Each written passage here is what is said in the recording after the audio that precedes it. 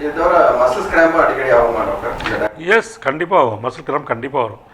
Muscles cramp வரும், எரிச்சல், பாத எரிச்சல் கண்டிப்பாக வரும், கண் எரிச்சல் வரும், எல்லாமே அவங்களுக்கு இருக்கும்.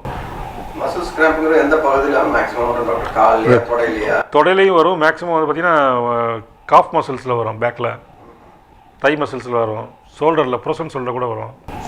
எஸ். ரொம்ப நன்றி டாக்டர். Okay okay, thank you. தகவல். ஓகே. அதே மாதிரி இப்போ நீங்கள் மாஸ்டர் செக்கப் வந்து நார்மலாக இருக்கிறாங்க அப்படின்னா அவங்க வந்து இயர்லி ஒன்ஸ் நான் சொல்லிட்டேன்.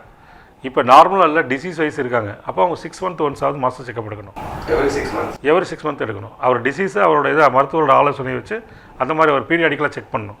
அதே மாதிரி சுகர் இருக்குது அப்படிங்கிறப்ப என்ன பண்ணுவாங்க, பொதுவாக இன்றைக்கி எனக்கு 300 சுகர் இருக்குது அப்படின்னா டாக்டர்கிட்ட அடுத்த மாதம் நான் போகிறேன் அப்படின்னா இந்த அடுத்த மாதம் வரைக்கும், இந்த மாதம் வரைக்கும் நல்லா சாப்பிடுவாங்க. அந்த 3 நாளைக்கு என்ன பண்ணுவாங்க, கண்ட்ரோல் பண்ணுவாங்க.